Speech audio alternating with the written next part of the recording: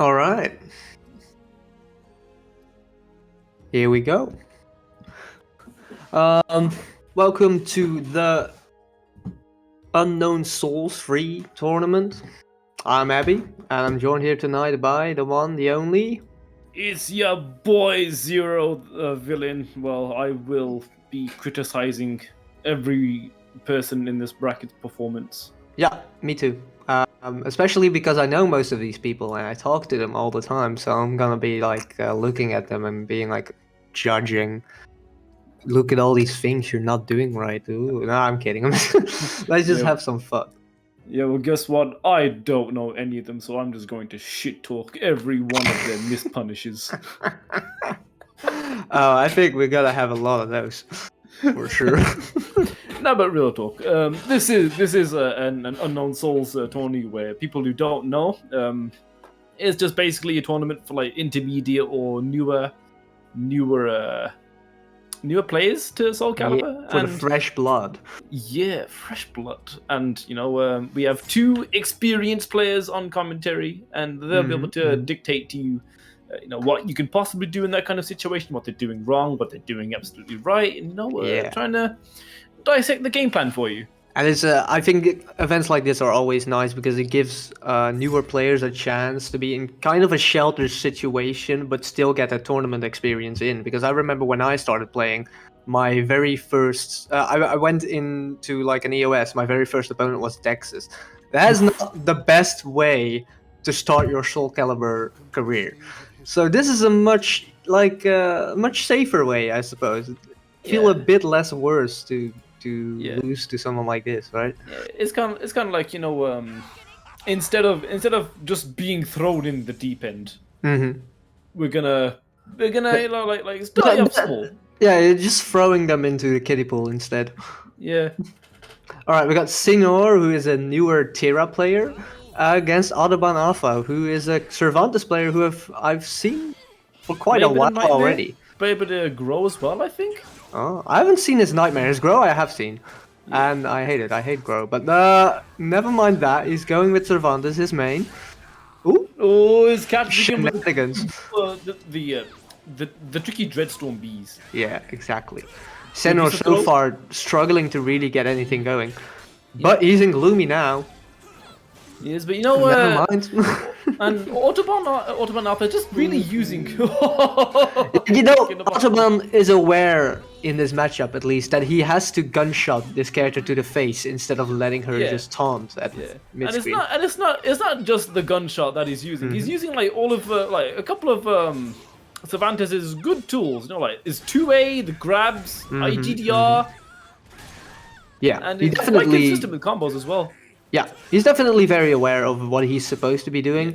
I feel like the thing he's been struggling with is just applying it well, having the execution on point all the time, and so on.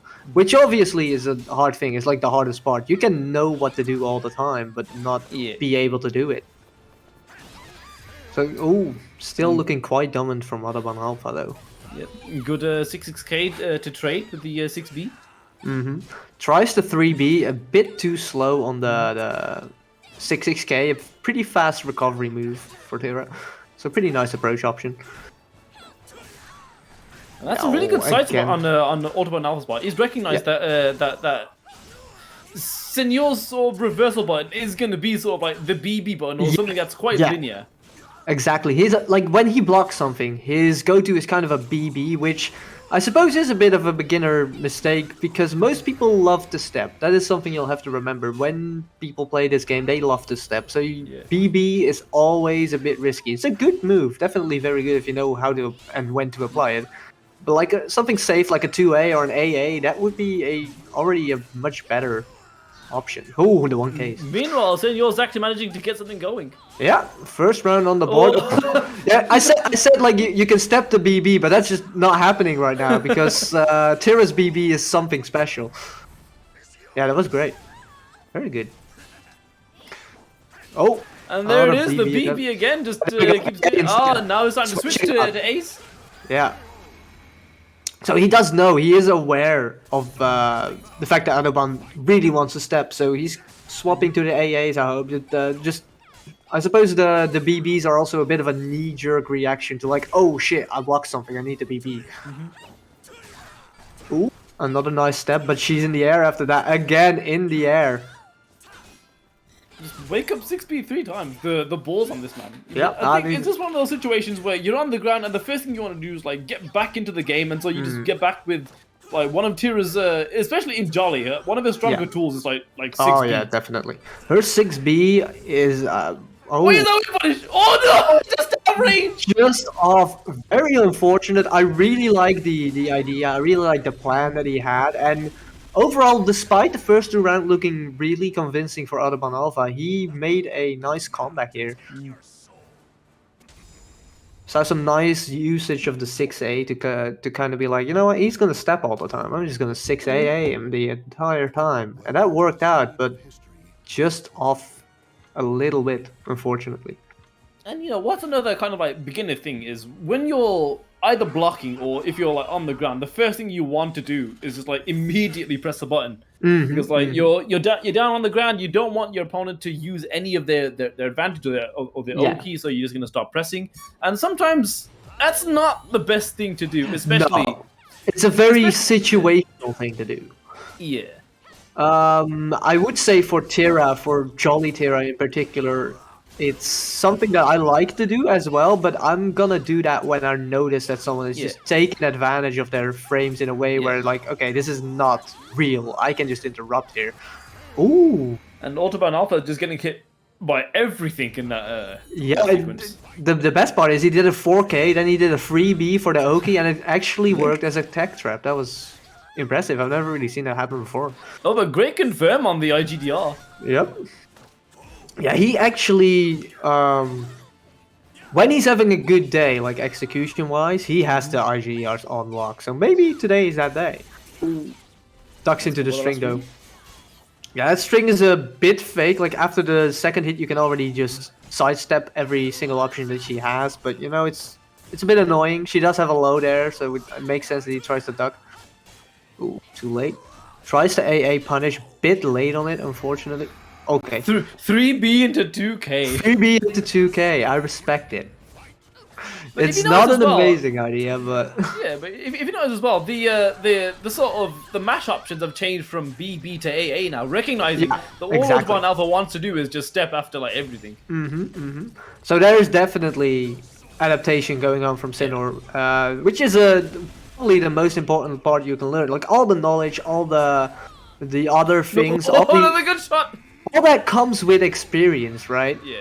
But adaptation is something that you don't get with experience. It's something that you kind of need to have. Ooh, good attempt on the IGDR. And then even greater punish with the 3B. That was a perfect punish. I see experienced players miss that punish all the time. But that was perfect. Very good. The combo, but great side step into 3B. Does he gonna get? No, doesn't get the tech trap. Oh, good step on the wall rising B. Oh, it misses the IGDR, unfortunately, but finishes up with the American reset. Yeah, and that's something that was working quite well for Autobahn as well. Just the harassing use of grabs. That is the way you're supposed to play as Cervantes, so it makes a lot of sense. I really like that he's picked up on that already. He's like, okay, nobody wants to duck into my 3B, so I get to throw them for free. That's basically how that character works. And the same kind of goes for Gloomy I think this is death! Oh, yeah, this is probably it. Yeah, that is something you'll have to learn the hard way. When Cervantes puts himself at the wall, all you are allowed to do is step G, step G, step G, over and over again, because this character at the wall is just a menace. There is, however, some secret tech that you can actually employ. Oh god. So, like, if you can react to Cervantes' teleport, if you do 2K, it will actually track. Oh, that's sick. Like, it will actually go 180 degrees. I think they swapped roles. Now Autobahn is the clown or jester type of character, and Tira turns into the pirate. Nice. Alright, I'm seeing some shades of Jumpy from Autobahn here. This is very impressive. I'm getting shades of it. Yeah, definitely. It definitely has it vibes. But you know, when I see clown outfits, I just think of Jumpy and smile. Although Jumpy's clown outfits are like a bit better, a bit more sophisticated, I should say. They're more refined. Exactly. Oh, good throw Good from throw, Senor. yeah. Trying to get the good comp. duck on these 6A as well. Yeah. Yeah, he And didn't once- get anything out of it, but also the follow-up is quite scary, so it makes sense that he didn't. But once again, it's a good step into 3B from Autobahn. Oh, look. He just step in. He doesn't... Oh! Just off the wall, unfortunately. Senor was really looking for the 6B lethal hit. Unfortunately, he didn't get any whiff that he could 6B. But I really like the attempt, at least. Ooh, we got a change up on throws. Goes for the GDR. Yeah, Autobahn's just being really aggressive now. Ooh, good duck on the No one. punish. Raw Rising A, pretty good option in that scenario, but unfortunately it does trade with a Raw Rising A. And Autobahn Alpha potentially Yeah, this could be it. on set point. But you know, Senor managed to make the comeback in the first game. Maybe he'll do it again. Oh, straight to soul attack and pop soul charge immediately. Yeah. Now, Cervantes' soul charge is like an absolute iron wall. Like, Yes. If we consider Grohl's soul charge to be the ultimate offense, Cervantes' soul charge is like the ultimate defense. Yeah, I think that's a very accurate way of putting it. You don't want to attack the skater at all when he's in soul charge, and the problem is he gets stronger throws and he gets a stronger 3B combo when he's in soul charge as well. So it's just when he's being defensive, you don't want to go into him, but the moment he tries to go into you, you're still terrified because his 3B combo is so good. But yeah, that was solid stuff from Autobahn. Very nice. Senor, there was some signs of life, but I feel like he's missing a bit of the Cervantes experience. That was the only like that was the kicker in the first game. Definitely, it was the fact that he didn't know Dread Charge, he didn't know the gunshot. He's just not experienced in dealing with those things, which makes sense. It's until you fight against a Cervantes player for some time, you won't know how to deal with that. Yeah. But yeah, it was looking good anyway, so I like it. Good first game. And then we'll be moving on to The next match, which... Get ready for the next battle.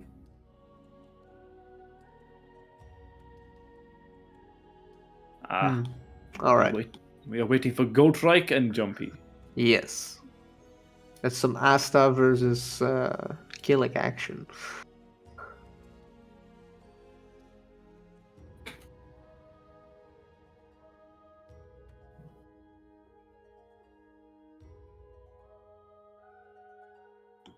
Okay. Jumpy, my boy, 3-0ing Fate. Wait. Yeah, you hear that right? Junkie in the chat saying... Yeah, Junkie got the 3-0 on Fate. That's pretty good. I like that. And that Cass has some new clothes for today. So I'm excited to see these Cass. Yeah, I think Junkie so far has a pretty good track record of having really good creative souls for Cassandra. So I'd love to. Yeah, he's a really good wardrobe. Exactly. You know, every time I see that happen, I just think, you know what? I suck at making creative souls. Some people are just way better at that. I can't even make any with Nightmare because his arm is fucked up. Yeah. Sad. Yeah, the Italiano hand is just pain. Yep. And they'll Italiano hand. and they'll never patch this out. Yeah, it's unfortunate. Let's hope for Soul Calibur 7 that it will be there. Hopefully. Yeah. I don't know. Let's hope we get Soul Calibur 7 first. We are. I believe. I believe they've apparently released. I mean, some of us knew this before, but they've released news that they're making an in-house engine now. Oh, for what in particular? For Soul Calibur or possibly Tekken 8, possibly Soul Calibur 7? Oh right, yeah. I mean that would be really like if they nail it with that engine, that would be a really good thing because I think they went with Unreal Engine for both games this time around. Yeah. And I remember at first with Tekken, when I was still playing that, I remember them having serious issues with Unreal Engine, with the delay that they had on the PS4, on the PC as well. But it's like Yeah. eventually they got it out, but it was still such a hassle, and there were a lot of other issues that just appeared because of the Unreal Engine. Yeah, like all the issues that Caliber experiences, they experienced like tenfold.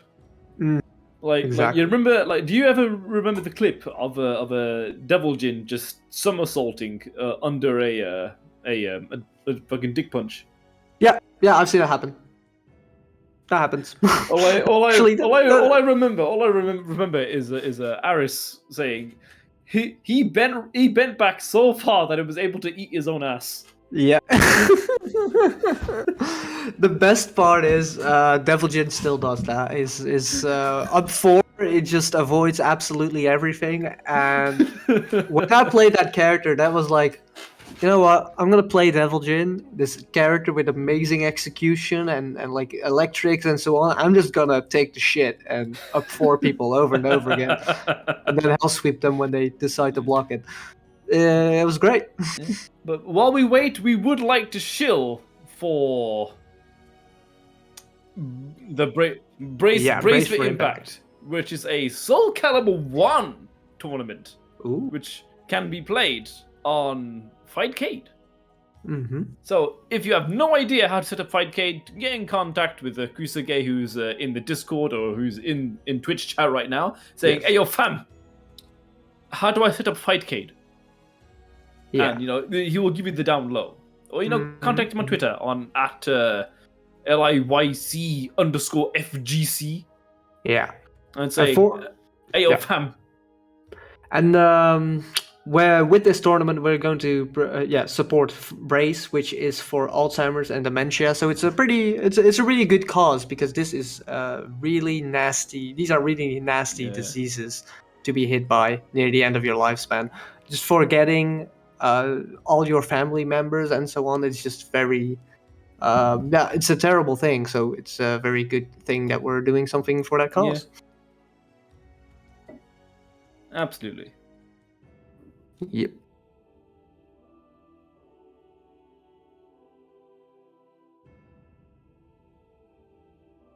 Oh. Oh, right. Yeah, that's taken a. That sounds good, actually. Now I'm sad that we didn't get to see that match, but oh well. It'd be like that sometimes. Yeah. We'll get to see enough. Also, like to shill is Buff Nightmare. Buff Killick. No. Why not? Because this man's horizontals are disgusting. He doesn't have horizontals. Have you seen his A+B? No, everything is just horizontal, so he doesn't have horizontals. He has various zontals. Exactly. If you can't step the verticals at all, that's not a horizontal. That's what we call a horizontal. It's also what we call broken. But we don't talk about that. It doesn't have verticals. They're various verticals. Various verticals. I like that. It doesn't have verticals, but they hit you from every single dimension possible, so you don't step them. And they're just very vertical. Yeah. It doesn't have horizontals either. It just has horrific zontals. Horrific zontals. Oh god. Abby, sing something. Something. I couldn't resist. He asked for something. I gave him something. You asked, you received. Yeah. All right. Voice of an angel. Amazing. Yeah, I should do something with this singing thing. Would be great. Actually, I kind of do want to learn how to sing properly one day, but I need lessons for that. And I'm also very lazy. Ooh. Oh my god. Excuse me? He did it. He did it. It's only because I wasn't there to cheer him on. Listen, maybe Jumpy just needs a moment to get going, or maybe he just hates Astaroth. There's multiple reasons for this, you know. Yeah, I have multiple reasons for hating Astaroth. The first reason being that he's Astaroth. Yeah, but I mean, Goatrike is definitely also a pretty scary Astaroth. For someone who is fairly new to the game, I've only seen him about for like a month, maybe 2 months, but he's already a pretty much a force to be reckoned with, and he already reminds me of why I hate Astaroth. So, I mean, I just hate Astaroth regardless. Like ever since same. all the way back, and like the older Soul Caliburs, I'm like, you know what? I fucking hate this character. Nothing will ever change my mind.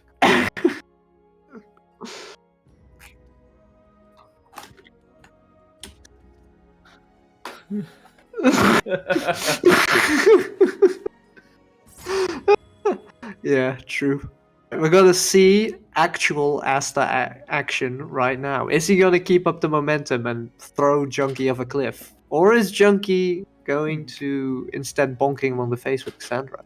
Well, hey, we've seen how absolutely aggressive Junkie's Cassandra is, and against a character like Astaroth, who we've mentioned before, whose armor isn't quite like the rest of the cast. It'll be an interesting battle, but you know, he has the range advantage at least. He does, and that is the biggest, I would say that is the biggest part of this matchup, is just as Cassandra trying to get in. Once you can play your game, your situations with Cassandra, it's fine, but the getting in part, not easy. It's me, Jenny! Wait, what? I'm missing something. Jenny!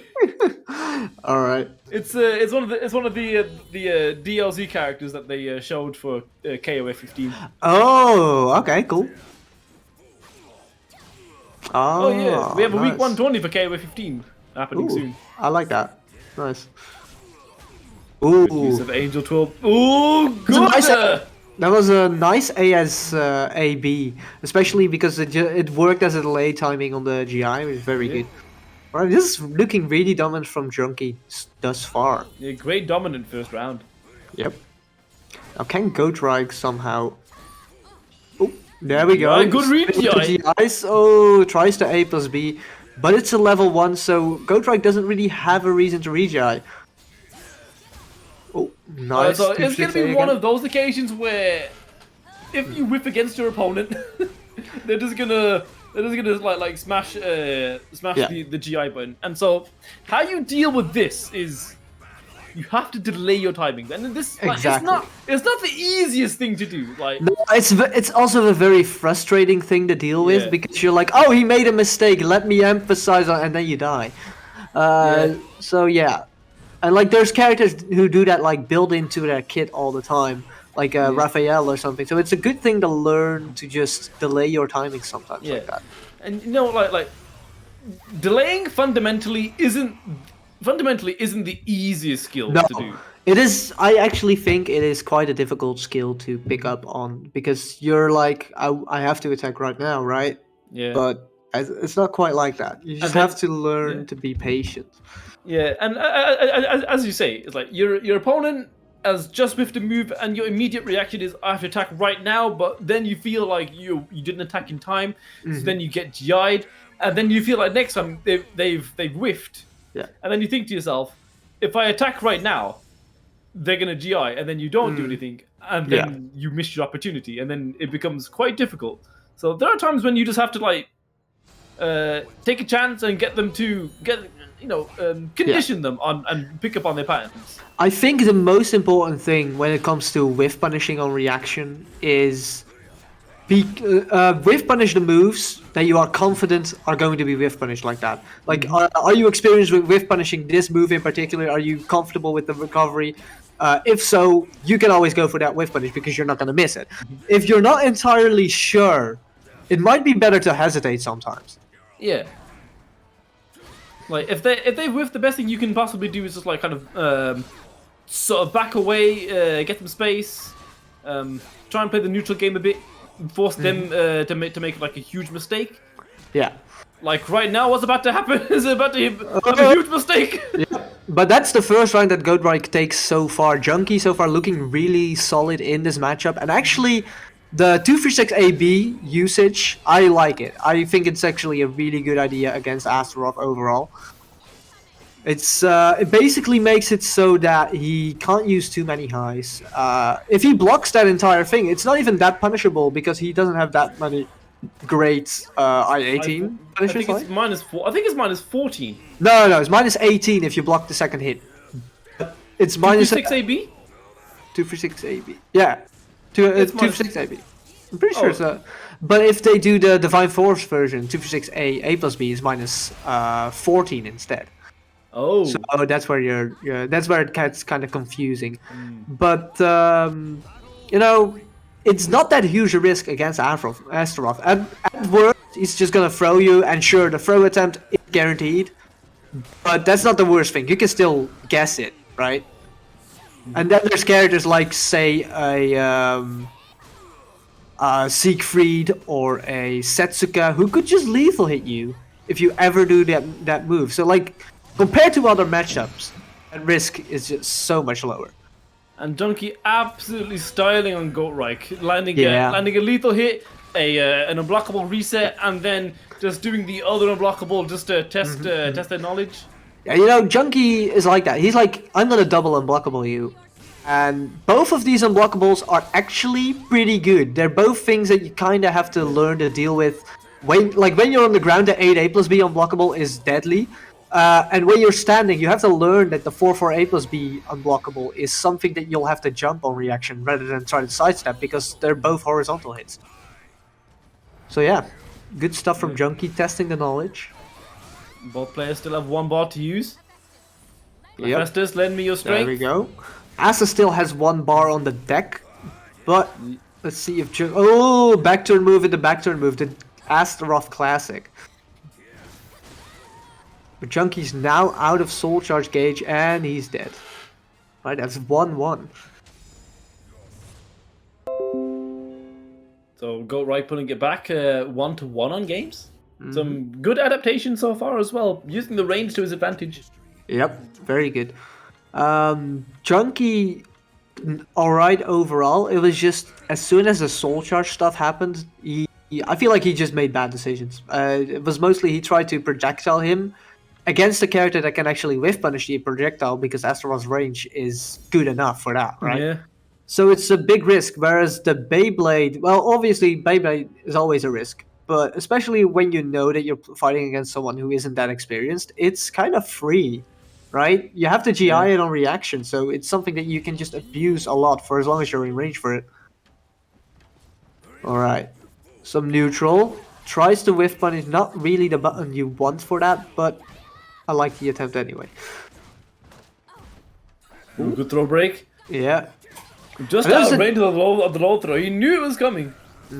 Junkie goes for the throws a lot as whiff punishes, which is not even an awful idea, but you know, it could be better. It's not guaranteed is the thing. Yeah, exactly. Like, you could just do a better whiff punish, and Cassandra has really good fast whiff punishers like 6BB, BK that you could just do on reaction, or even the 6K is quite easy to use for that, but oh well. Alright, Goatrike wins reverse ledge and is up 1.5 bars already. Oh yeah, I was about to say, I thought you were gonna say 1 round, but like, I was like, he's up 1 bar, that's like the scariest part. Astaroth with bar, that is one of the most terrifying characters in the game to me, at least. Absolutely. If there's a moment where Astaroth kind of gets you to hesitate, that's when you're in prime range for CE. Yep. Oh my god, that was a sidestep into an accidental taunt. That looked really cool. I don't think it was intentional. Alright, mashes, good choice. Now that's the thing with this matchup in particular. Every time you're like slightly minus as Cassandra, you can slap him with an I-10. Good whiff punish. I think this might be death. Yeah, it's death. That's a terrific whiff punish. You know, most characters struggle to whiff punish the frisbee. So I suppose Junkie isn't quite used to him being able to do that. Ooh. Nice 60k getting in. Ooh, doesn't step it.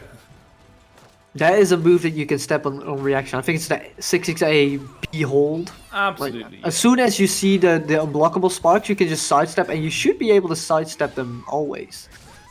Oh, 3B, even more throw mix-ups. Oh, he sidestepped the throw. Sidestep the grab. Yep. Yeah, that was a case of Cassandra just not having such a great grab range, I guess. Perhaps if he tried to do a command grab, it would have sucked him in, but I think it was a normal grab. Yeah. So there definitely needs to come a point where Junkie needs to play a bit more reserved, because like everything he's doing is just kind of getting either outranged or sort of like out GI'd. yeah, And if he like kind of forces Astaroth to sort of whiff and just like capitalize on those whiff punishes. I'm seeing some great ideas like the 6K against the armor. That's a very good idea. Yes, absolutely. It's a double hit move and that shuts down armor quite well. Exactly. But overall, it's just a bit too antsy to get in and not quite familiar with the situations where Astaroth will just be too far away, right?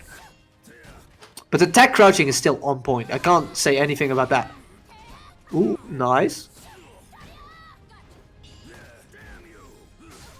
Alright, seeing some... Alright, this is the point where Junkie has to show off his patience, definitely. Yeah. Ooh! Oh, no, gets GI'd. And that is gonna be a ring out. Oh, just barely. Oh no, it's a ring out. Oh god, no. Oh no, it's not. He has second wind. No. The reverse ledge is gonna win off. Yes. Ledge. This is gonna be. Oh my god. Yeah, and Asta wins it. All right, good Reich. Looking kind of unstoppable with the reversal edges, forcing Junkie to slow down or at least use more reversal edge save moves, which he hasn't really been doing. I'm not seeing much BK or single 6B.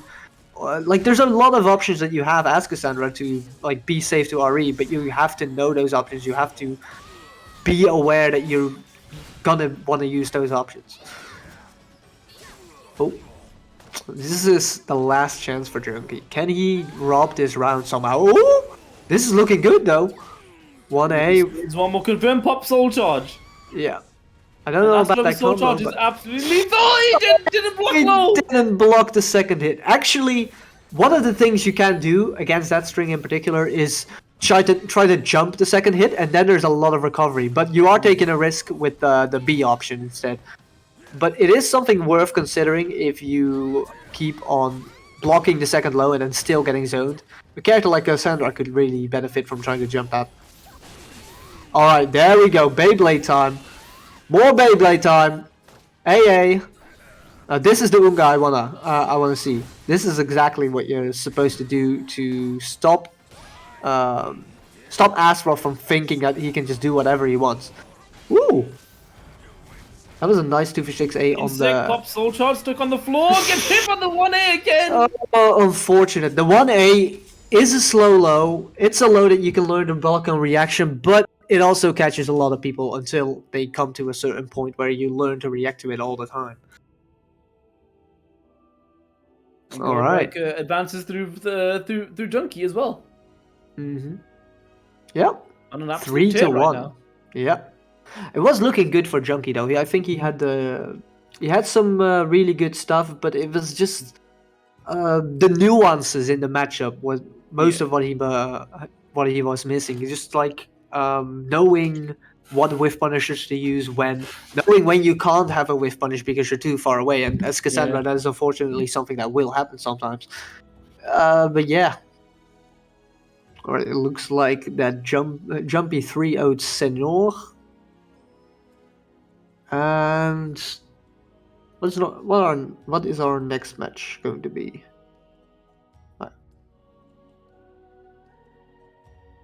Alright, Senor versus Fate Guru. So Senor on stream again, and Fate Guru is going to be the first time we see him.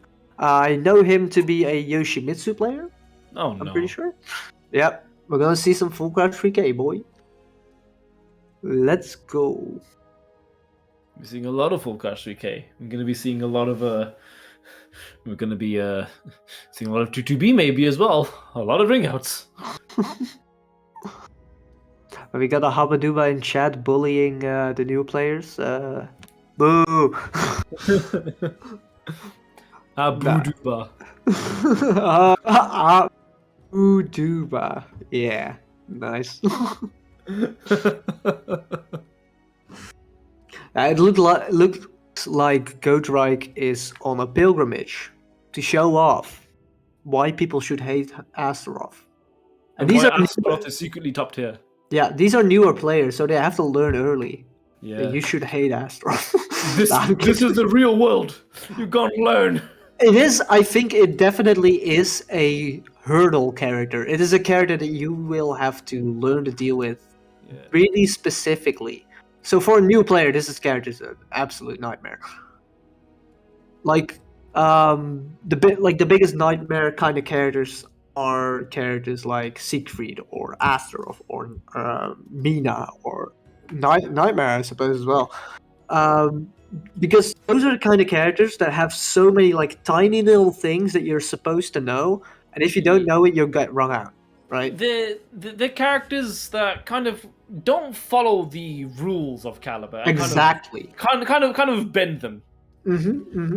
And they are all very or nothing types of characters. So you need to make sure that when they get the nothing, that you punish them for it hard. Yeah. But that is something that you're not going to be able to do when you're new to the matchup, when you're new to the game.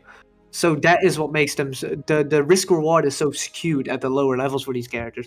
So it becomes a really difficult matchup to learn properly. But absolutely, keep it up and you will get there.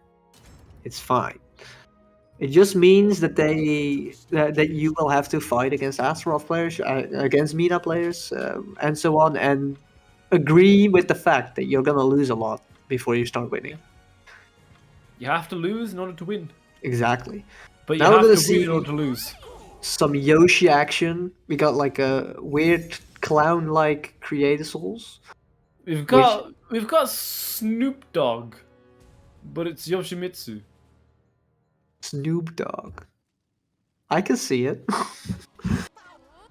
I do like. I think it's a very stylish Creator Souls at the very least. All right, run up 2-A as a round start. I like it. Didn't quite work, but I like the attempt. Senor did immediately punish it with a BB. I don't know if that was knowledge or if that was a just mash, or just like I blocked something like a BB. Most likely the latter, but that is also the big advantage of I blocked something, let me mash BB. You learn what all the -14s are, so that is it kind of works, right? For as long as you're aware of what's going on, why something worked. Oh, there's the first full catch 3K of the day. Oh, that's a very long range. And gets hit by the cross up. Yep. The cross up is disgusting. I think the best way to deal with that would be to block. Block or run forward. Either one kind of works. Yeah, you can't like the biggest filter is like people trying to sidestep it. It still happens to me sometimes. I try to sidestep it and I'm like, I fucking died for that. But yeah, you're gonna want to run forward. Running forward is definitely one of the kind of like out of the box kind of thinking that you wouldn't normally employ, because exactly you wouldn't even really think of it until someone tells you to, and you're like, oh, that makes sense. It's kind of just like Taki's Stalker is basically the exact same thing, where she jumps into the air and does a huge leap and then a move, like basically the same thing as what Tira does. Yeah, moving forward is always something that works against it. Most of the options will whiff. And the same goes for Tira, and like, sure, you might not get a punish because you're too far away, but it's still better than getting hit. Yeah. Ooh. If you can't do damage to them, then at least make sure that they can't do damage to you. Exactly. That just resets a neutral situation, and you know, even if you're playing against a character like Tira who has great neutral, it's better to be a neutral than to be dying. Oh, Fatekur going for a cheeky setup, just the 6AA into the running slide. Up soul charge. Needs this confirm. And there's the 2-2A. Yeah. I feel like he could have not gotten hit if he had just blocked there. Yeah.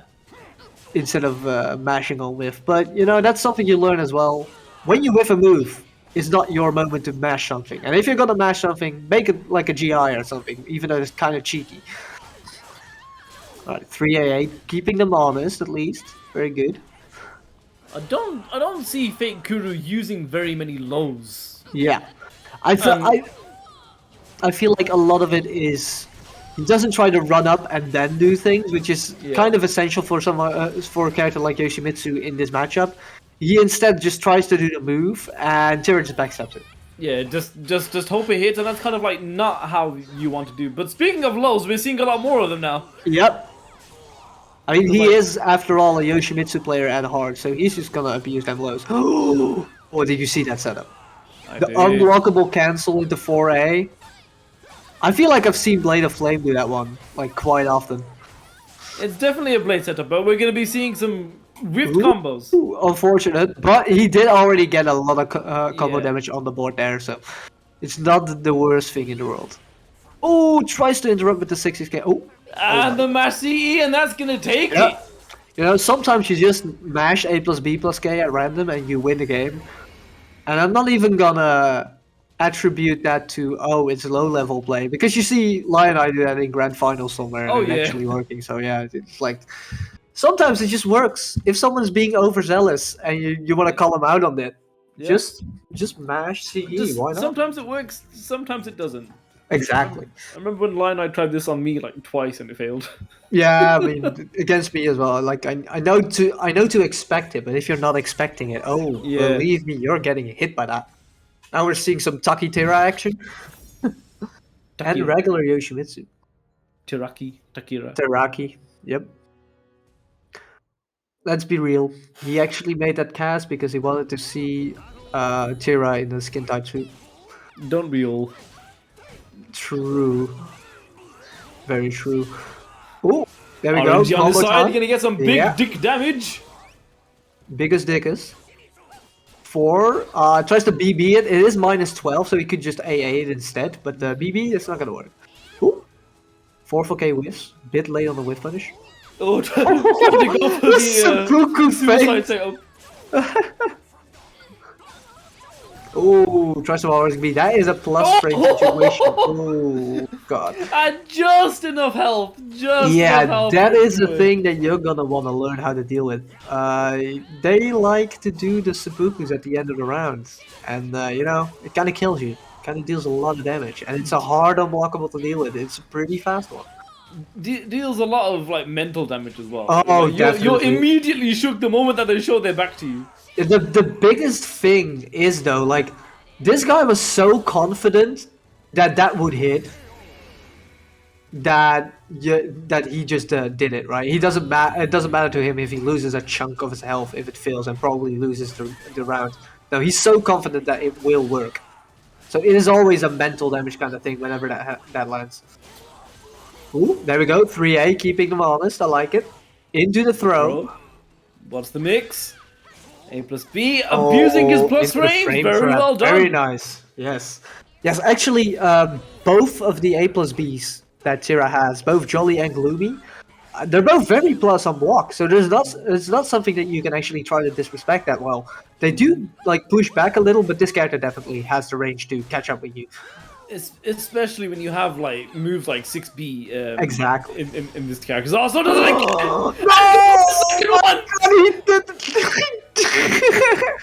did the double, but it killed him before he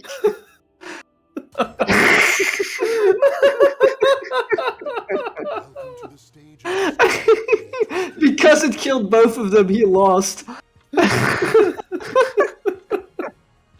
Okay, Kuru, you know. You won't kill me, I kill me.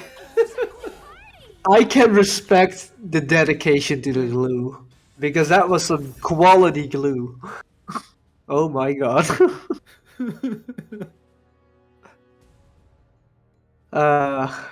Please don't do it again. It was definitely the right idea, but it was the wrong time to have done it.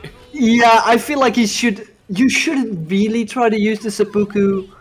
Like the double is like a gimmick, obviously. Yeah. But you shouldn't try to use the seppuku unless you know that you have enough damage to kill with it. It is just. Yeah, and you know, if you're gonna try and draw with it, at least like make sure that you're up on rounds. Exactly. That's like if you can draw with it, that's fine. but you need to get something out of it, right? Yeah. And the double stab is actually very situationally a good move. If you're up on rounds and they don't expect it, they can just get hit by the second one, and that means they lose. But overall, it's just a gimmick and not something that will really work out. Ooh. And there's the lows. Yeah, the lows. I like it. Great adaptation, breaking through his guard. Dragonfly K into the 2K. Actually, nice, small, solid stuff to finish off the round. I'd really like to see that. And good delay on the pogo stick. Yeah. Break attack. The Xenor is going for some 6B gaming. Oh, 1A. Ooh, breaks the throw. Nice. 1K to 4K. I kind of feel like a lot of these throws are like frontal throws, and because Senor like mashes BB so much, I reckon that's why he's breaking every single one of them. So if that's the case, the thing that you want to try and do next is try and like alternating your throws using the back throw, and the match is ended. Exactly. That was so fast. Oh no, Fate Kuru just skeeted out of there. Unfortunately. Well, luckily it isn't dot caliber though. I'm glad we didn't see that.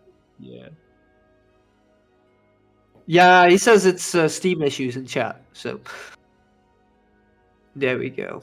It'd be pain.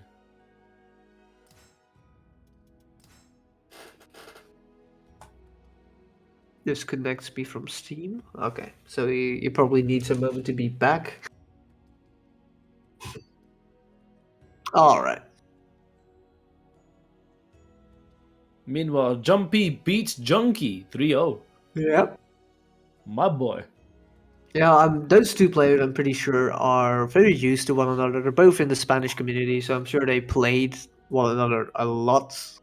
But, as a Cassandra player, Jumpy is not an easy Killick to fight against. No. You have to be very patient. Against Killick in general, you have to be really patient. But against Jumpy in general, you have to be really patient.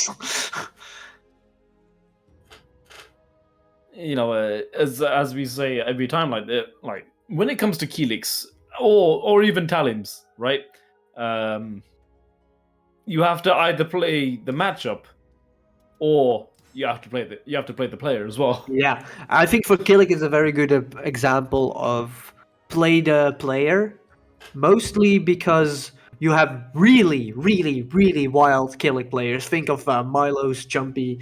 I'm sure there's some others that I'm forgetting. Some American. Yeah. And then you have on the other side of the spectrum some of the more calculating ones like Hayate back in the day, Party back in the day. And in this very day, we have the Korean player. What was his name again? The Kura. He is a very Kura. Solid, yes, very strong Killick player and a very impressive player to watch overall. I just love watching him play. But yeah, that there's, and also we have Monkey King here in the EU. He's a very slope-paced Killick player, so there's always gonna be two sides to it, right? Yeah. And even between Killick players, they have their moods, right? Because I've seen Malcolm, who is a good friend of mine. I've seen him play Killick, and one day he's just like playing wild, feeling himself, doing all the gimmicky stuff, and then other days he's like playing like some back. And if you're up against a player that we can just like immediately go like full guerrilla mode, and then dial it back to be like, I'm gonna play calm and collected. It really throws you off your pace because it's a massive change in pace. Exactly. And that is something that messes me up as well. When someone's being really aggressive, I feel like they are the people that can easily bait me into whiffing. Unlike people who are like people who just play neutral, timing based, and so on. I'm very used to that kind of style, right? But if people play super aggressively, I know that I can counter hit them in some cases. So I will go for like my high damage, vertical counter hit options, and then I get stepped and die for it. So there's a big advantage to like swapping it up all the time. Absolutely. And just like that, up, just as you say, Senor is Senor taking it once again. Yeah. 3 AA. I really like the free AA usage from Fate Guru whenever he blocks something, because that is actually a very good containment button. Really stops people from just running you over all the time. Yeah. Good There we go. GI. Yeah, this time him GIing the free AA. No, but great tech crouch. Oh, And again duck trying under. again trying the 6A plus B unblockable gimmick, which is a good gimmick, but maybe a bit too much. Maybe he just needs to let the unblockable rip, actually. Oh.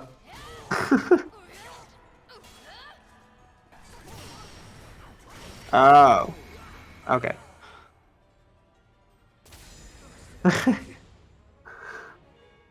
All right.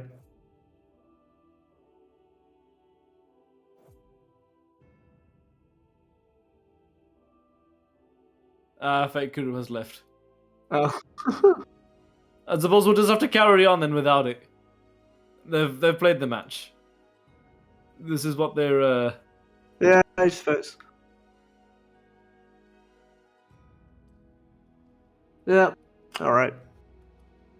And so with that, we move on through the bracket. Mm-hmm.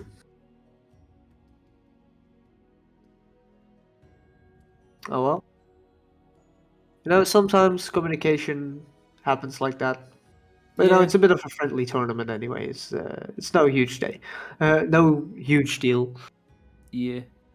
However, Autobahn beat Goatreich 3-1. Oh, now it's getting interesting. So we've Yeah. got someone who can deal with the Astaroth Madness. That is Godreich. Yeah. So,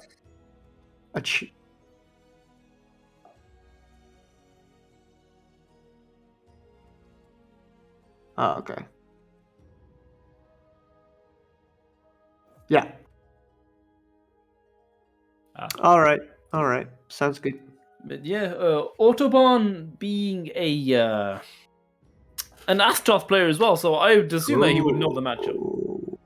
Actually, Aldebaran is saying that he played Grow, which I think is a pretty notorious matchup. I feel like I've seen Linkors pick Grow specifically to deal with Astaroth.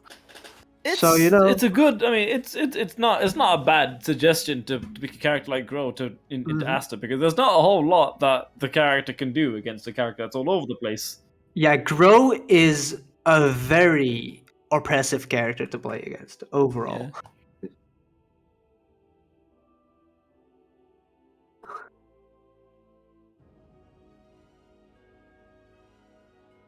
Okay. Then we may as well just move on. Yeah. Right?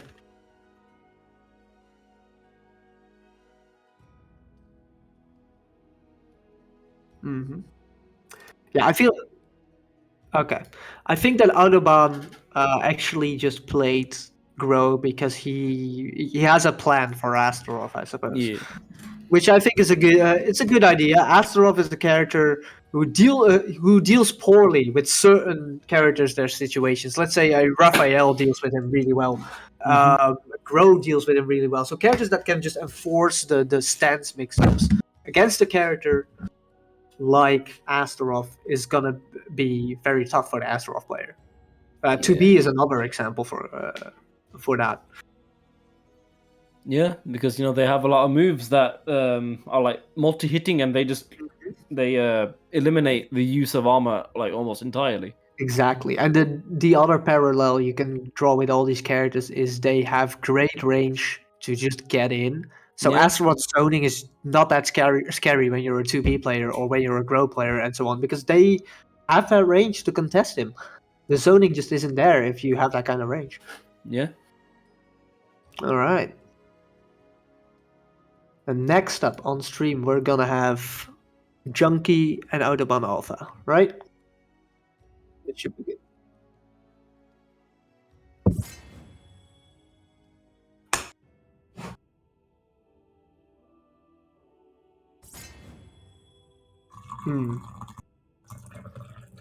So from one Astaroth player to the next, how's Junkie gonna adapt against against a Grow Autobahn's player? not necessarily.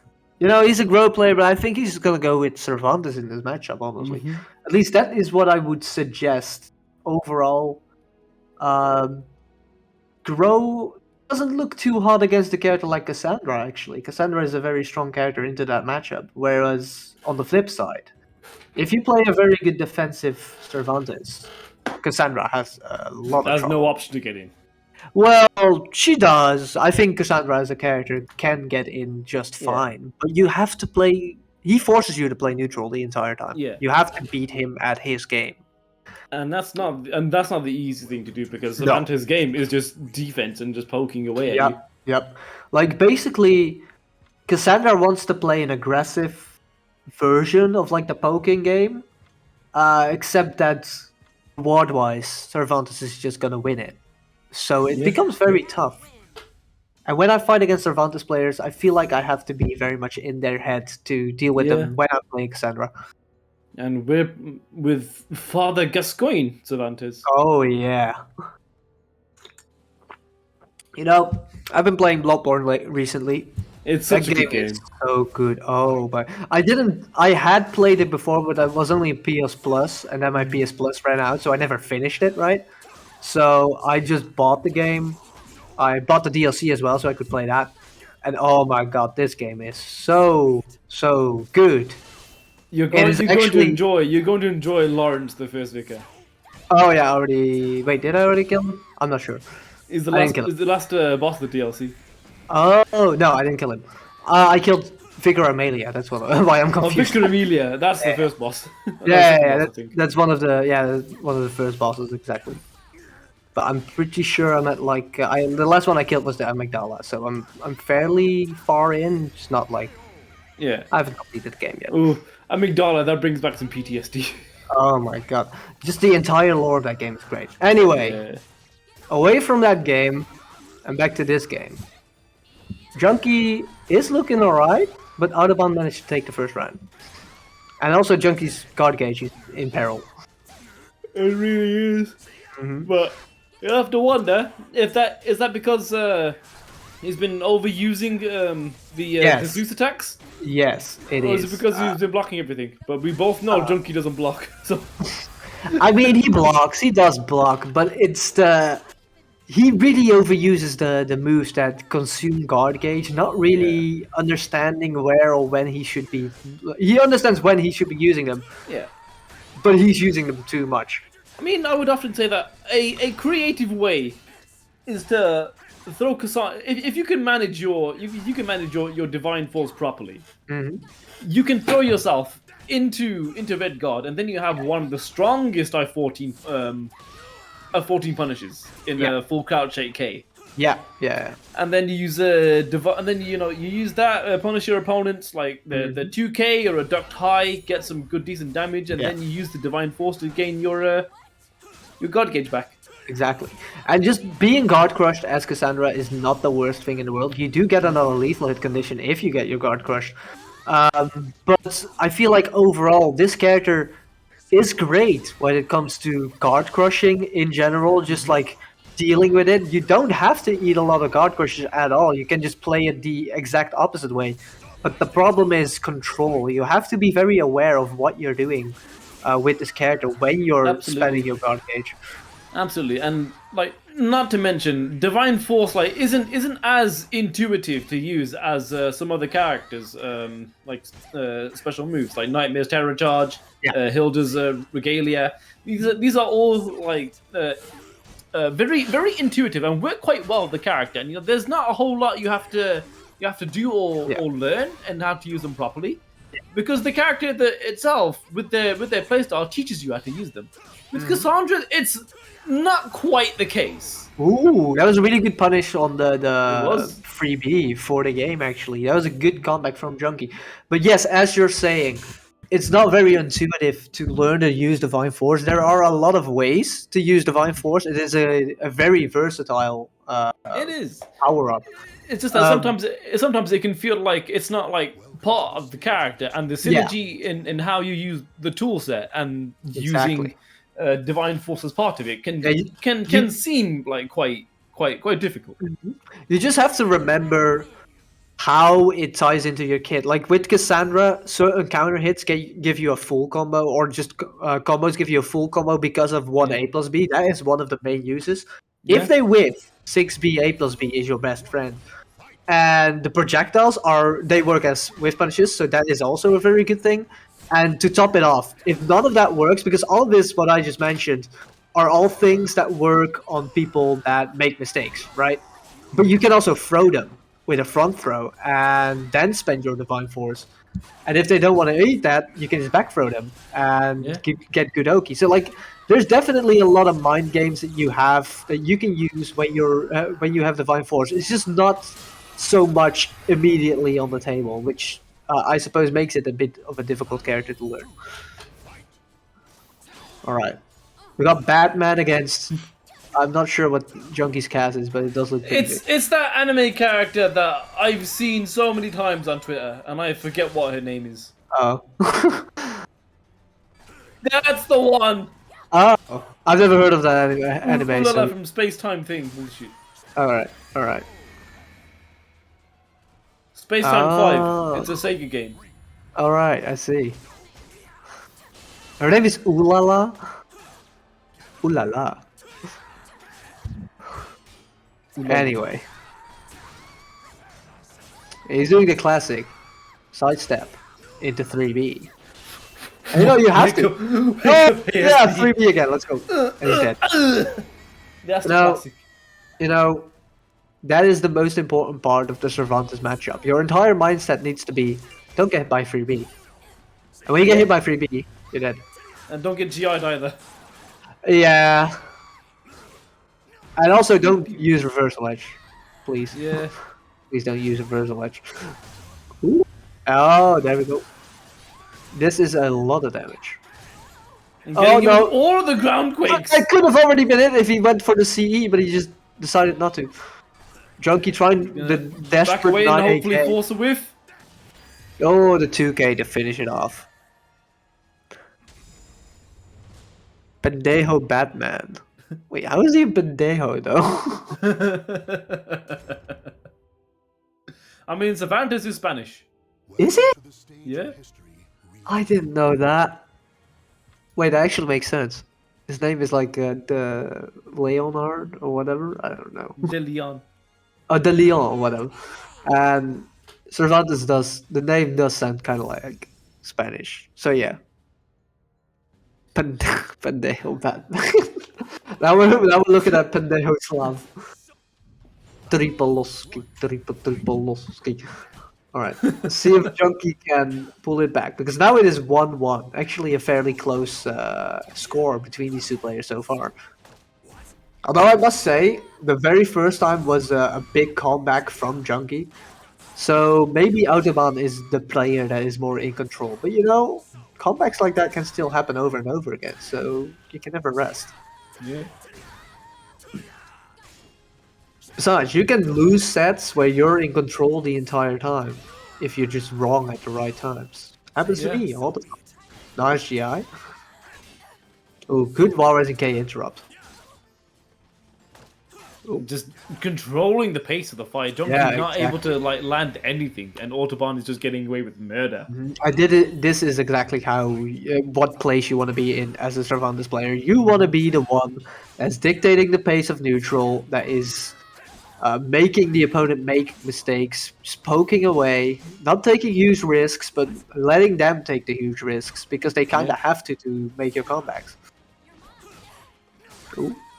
There we go, wall raising A, not quite a ring out yet, but this is a scary situation. 1B, 1B, another one. I mean, I respect it. There is this inherent rule of 3 that's like in all fight, not just in fighting games, but like in life as well, right? Where if you do something once, cool. If you do something twice, okay. If you do it the third time, then you're just that guy. Yeah, that's true. Yeah, because like if you do something like twice, you're expected to your opponent's like expecting you to do like a different reaction thing, because they don't want to be fooled like a third time. But if you do it the third time, then you know it's that's just what it is. Yeah. And also another thing, this does relate to fighting games only, is actually the 3-time rule kind of works when you're thinking of people being mixed up. If you hit them with a low, especially a powerful low like a Hell Sweep, the third time, people are very likely to duck. Yeah. If it's the fourth time, people are either the kind of people that will never duck, or they will definitely duck in that scenario. Or they're It's just like something. really stubborn. Yeah, exactly. And I personally like to be the guy that is very stubborn, but you know, it's like a psychology thing. Can you break someone as far as that goes, right? Can you make someone feel like they're gonna eat that third throw or third low? I mean, we've seen it happen in Street Fighter when Daigo ate like 5 throws in a row from a Nikali. Yeah. And then he woke up and didn't tech anyway. Yeah. But You know, very I like convincing round from Junkie once again, Yeah, taking out that exactly. second game. And once again, Autobahn was in control, but Junkie Mm-hmm. manages to just take it away from him. Managed to out Unga is Exactly. He just let out the inner Silverback and just wrecked him. Yeah. Mm-hmm. It kind of reminds me of playing against Eldritch decks in Yu-Gi-Oh. I guess who? Eldritch decks in Yu-Gi-Oh. Oh wait, is that like a newer deck? Yeah, it's not fun to play against. Oh, you're playing like the new Yu-Gi-Oh game, right? Yeah. Yeah, I haven't been playing it, but I know Yu-Gi-Oh from like older days. I used to play it a lot, but Yeah, I used to play a lot Eldritch more is with it. something that I don't know that much about. So It's But a yeah, very busted card. yeah, some of the archetype decks are just not fun to play against, honestly. Also, we're seeing some Zero Suit Samus action. This is my favorite one. No, I won't lie. This is my favorite costume. Is it because you're horny? Hell yeah. Yeah, boy. I mean, I love it so much that I've actually thrown the costume on 2B. Oh, I mean, I can respect that. That kind of works as well. It's like a high-tech kind of moveset, I guess. I think it works for Cassandra as well because her hair just looks like Yeah. Zero Suit Samus hair. Same hairstyle. So yeah, I like it. Not a lot of punishing going on from that ASB. It is -16. Mm-hmm. But also, great use of Cervantes' two-way. It's that ultimate nope option. Yep, it is one of those 2As, like a Setsuka or a Tira, who just 2As you from across the screen, you know? And you Yeah. have to respect the fact that he can do that. It's very much that momentum stopper. Like if you're like gonna press buttons, or if you have like the advantage and you want Yeah. to continue with your pressure, that move just goes up and says no. No, exactly. And you know, Cassandra is actually a character that has really good options to deal with the 2As in various scenarios, both like slightly minus scenarios and overall scenarios with a 9A. That's also a very good option. But really good callouts when you're plus to deal with a 2A. But you have to know those. You have to be ready to apply those. And that is when you can get the Cervantes player to truly regret the fact that they keep doing 2A. Yeah. Before that, you know, if you're just gonna 2A their 2A when you're plus to like get your advantage in, it's not gonna do much. They're not gonna be that scared of it. But just like that, Autobahn in control. Once again, and bring it back to 2-2. It's a very close game. Mm-hmm. Definitely. Welcome to the stage of history retold. All right, we're seeing some grow hate in chat. That's what we like to see. I Let me- love seeing let me- Grow hate Let in me chat. just say, okay, you're right. Fuck grow. Absolutely. All right. But we're not seeing any grow on screen right now, and I'm happy about that fact. We're seeing some more Cassandra against Cervantes, which I actually I used to hate this matchup as a Cassandra player, right? I went to like the 6 stages of grief or whatnot with the Cervantes matchup, but eventually I actually grew to kind of like it. I'm supposed to play better neutral than this guy, right? I do have a few cheat codes in the matchup. I have good punishment. I feel like she can definitely do it. It's just kind of an uphill battle. And if I Yeah. compare it to some of the other supposedly bad matchups for Cassandra, this is definitely one of the ones that I would rather be playing. But it might be more of a I like fighting Cervantes than a I like the matchup for Cassandra. which doesn't really matter. The difference doesn't really matter in the end, as long as you're having fun. Anyway, Junkie 1 round up. This is really still looking like quite a close set. Oh, GI, good bait into the throw. Wake up throw. Oh. Gonna get that divine force. No, it's not. It's the wrong throw. My bad. No, yeah. Exactly. The other back throw gives the divine force. However, the Okizeme on the 4 A plus G throw is very good. So it's definitely a throw that is worth using. I think the only one that I wouldn't really use is the 6 A plus G, just because 6 A plus G is just way better in every possible way. But also, that was like a really, really great call out from Autobahn Alpha. Notice that every time Junkie does the Beyblade, he'll either do GI or reverse ledge, and use that A plus B beautifully.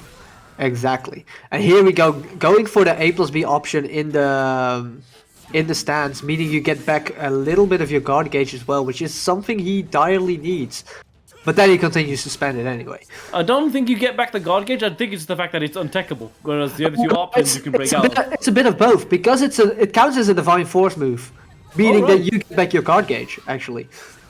Like every single divine force move gives you back 10% of your guard gauge. And that is why this character is actually really good when it comes to managing your guard, as long as you're very clever with it. Yeah. Oh! We're punished with the Beyblade! Actually tech jumped over the Quake. That was very clever. Ooh, there we go. Awar raising A finds it Mark. And Autobahn, he has to make something happen now because he's about to lose. Yes. This round is looking very even, but you know, if he loses this round, he's out. I would like to see some. Oh, he went behind him! Pop soul charge! I think he tried to soul charge, but because of the side turn, he got messed up. Oh! Trade! And it's still. Oh my god. It traded. What the hell was that? But now, both of them going into the final round with one bar. each. Oh! A Junkie. No! Jeez, out of the way! I feel like I've never seen a set with so many Quake stunts just hitting.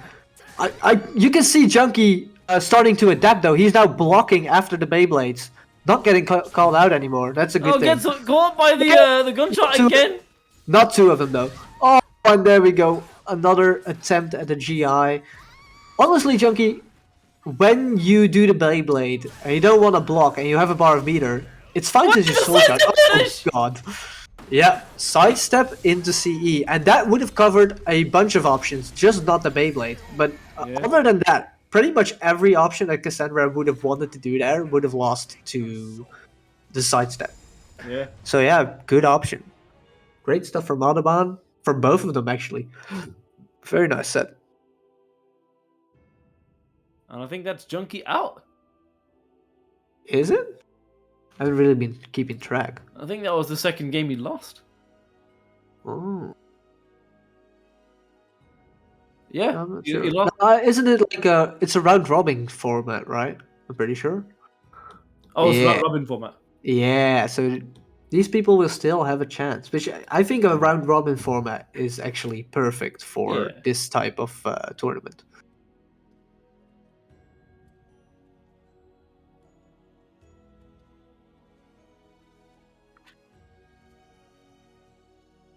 All right, we're gonna see. We're gonna see some. Okay. Ooh, final game, final tournament match. Yep. Make it a good one, and of course, our boy Jumpy is on there. Yeah, it's his time to shine. Zero casting another event. Man, I'm casting all the events these days. I'm casting a bunch of them as well.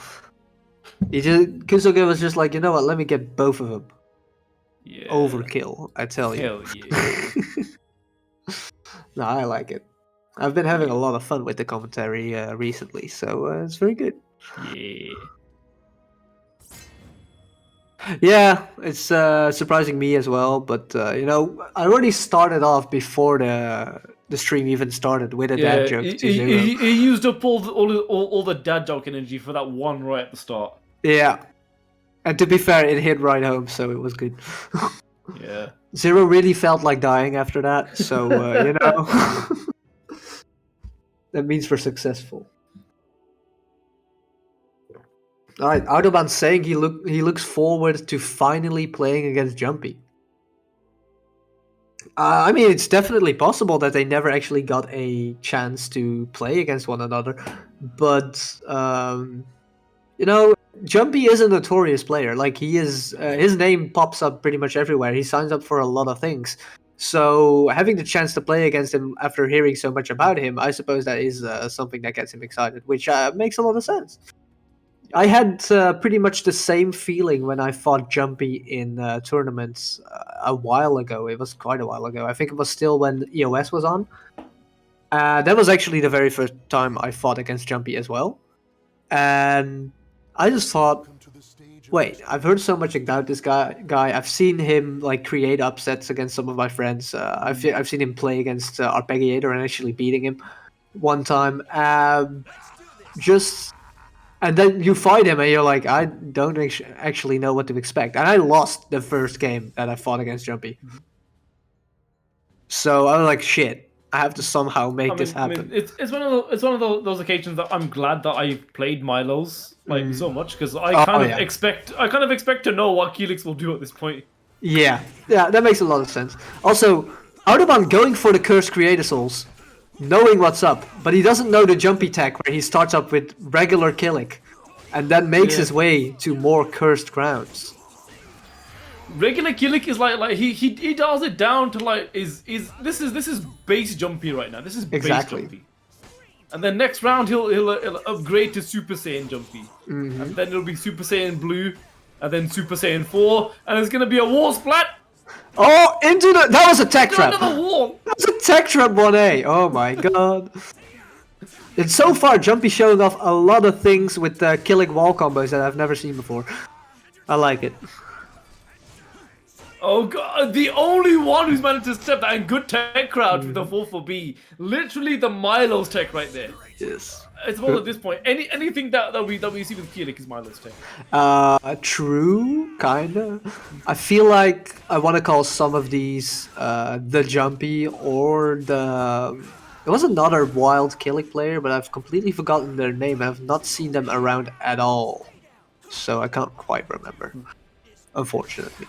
I mean, what I do notice is that Jumpy is the only one who will actually use Killick Soul Charge while he's at a decent amount of health, and that's very smart on his part. Yeah, I actually think it is a bit underrated. Like this, exactly like this. If you think you can steamroll your opponent, there's nothing wrong with using Killick Soul Charge. Killick Soul Charge is one of those things where it changes the pace of the game. Yeah. It forces you to play faster, and it forces your opponent to play slower.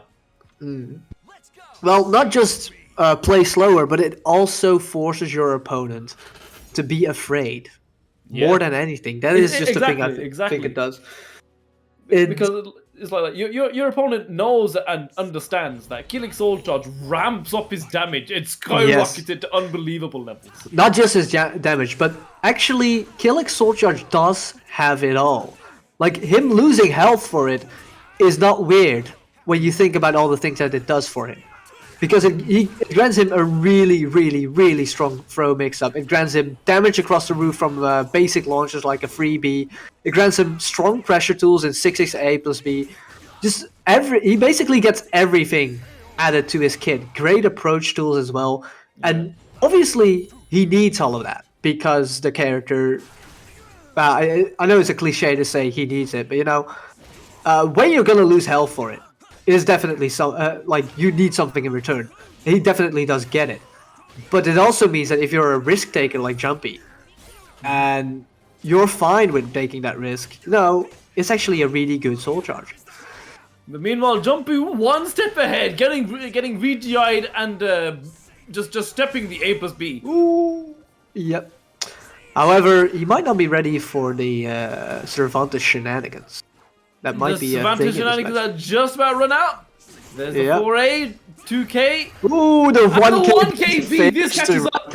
You know, Jumpy really loves to do that one at the end of the round, and it's something that you will have to have in your head. Yeah. It's one of those things that catches out a lot of people because the 2K and the 1KB look so very similar, and you know what? Jumpy will just do like singular like 1K, and then do like while rising B, and that's an extremely powerful mix-up for this character. And the thing is, though, like, if you block a low at the end of the round, you're like, shit, I need to make a comeback. I'm gonna punish this. And 1KB is just something that takes advantage of that knee-jerk reaction. And like you said earlier, 1K and 2K might look a bit similar. And when you block a 2K, you better be really fast on that punish. Yeah. And this move takes perfect advantage of that fact. The fact that you want to punish it immediately and then you die for it. Oh, it's time for Grow. And Jumpy decides to go for the Clown Cags right away. Jumpy now at full power against Autobahn has now made the switch. Yeah. And the way you think of it, Grow Soul Charge is basically what a Killick Soul Charge is, except that he doesn't lose his health. It just does everything. Yeah. Does everything and more. Yeah. And instead of losing your health for it, you even heal yourself and you pop Soul Charge. Yeah, that's true. I forget it does that. Yeah. Grow is quite something. Yeah. Oh, 1 game. Imagine if Killick Soul Charge allowed him to fucking teleport. Oh my god. Oh, I can already see it happen. And there's the 2A. Jumpy now potentially 2 rounds away from taking this. And I must say, Jumpy is actually showing off that this matchup is not so bad for Killick. He has really strong I-12 counter hit highs, which is something essential in this matchup. Like an I-12 or an I-10 high that you can just throw out. Like I-10 characters obviously have a small advantage. It has to be a horizontal as well, but like his AAA or his AB when you block stand stuff is a very strong option. There we go. There it is, the second monument. And Jumpy now on match point. Not monument, but yeah. And Jumpy, one of the few Killick players that actually uses the back parry and is like, you know what, I'm gonna use this, I'm gonna use it successfully. And you know, it works. Just Rago A plus B. Yeah, that is why we love Jumpy, the Rago strategy. Unblockable finishes it. Listen, that was an actual mix-up where technically Autobahn guessed right on the mix-up because he didn't re-GI or re-RI. But he also didn't step the unblockable, which is the part that you have to do. It's kind of like a must. So yeah, that was really convincing from Jumpy. GGWP? Yep. Very nice. Ends up being told that Fake Guru forfeited the match, and I assume that's because of more Steam issues. Unfortunately. It happens. And that should be it, right? Or do we have more matches coming up?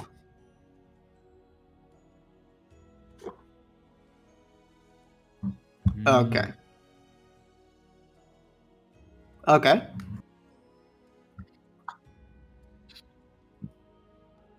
Okay. So in third place we have Goldreich. Yep. Oh, okay.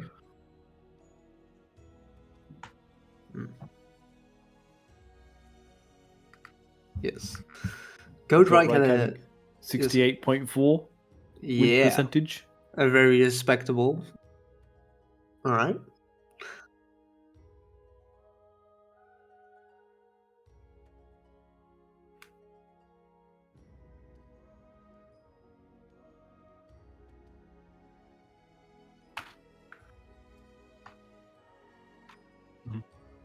Second place, Autobahn Alpha. And in first place, we have the Jumpy. I'm pretty sure, right? Jumpy! Jumpy! Yep, exactly. Pendejo first place. The ruthless killing Jumpy. player. Although it is worth noting that all three of these players had a very similar score to one another, so it was a very close one, honestly. It mostly went to match percentages and like how many games the opponent won in the meantime, right? So yeah, that was really good. It seems that Junkie won 3-0 against Senor. All right. This pain.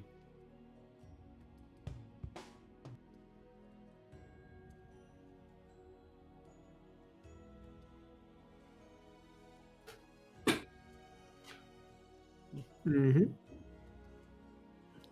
Okay, so one last shill for Brace for Impact. This is a Soul Calibur 1 tournament, where if you don't have to play Soul Calibur 1, who gives a shit? Sign up. It's for a good cause for people who have dementia and Exactly. Alzheimer's. I'm gonna see if I have the time for it. Honestly, Yeah, sounds and like fun. and you know it's happening this Saturday. All right. This Saturday. And it's on Fightcade, you know, so there's going to be rollback. So there's not going to be very many issues, except for the fact that it's Dreamcast and it's going to be very clunky. But who gives a shit? You're not Rollback gonna give a gaming, shit. let's go. And know it's what? gonna be for Brace, which is a fund for Alzheimer's and dementia. So it's a very good cause. It's a very nasty disease to be hit by. So you know, support your fighting game tournaments. Support your charity events. Always a good thing to see them.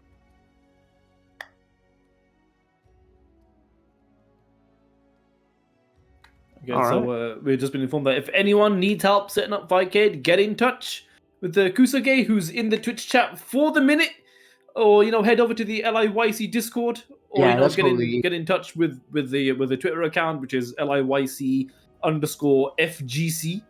exactly. and say, "Hey, yo, fan, Help me how with do I this sign fight up? How do I sort out Fightcade, mate? How does this work? All right. How do the cha-cha?" How does this even work? But aside from that, Yeah, I think we're just about done. I think we are just about done. We're going to be raiding Superflyer Drew. Yeah, Who was neither super, neither is he fly, but he's definitely Drew. he's very Drew.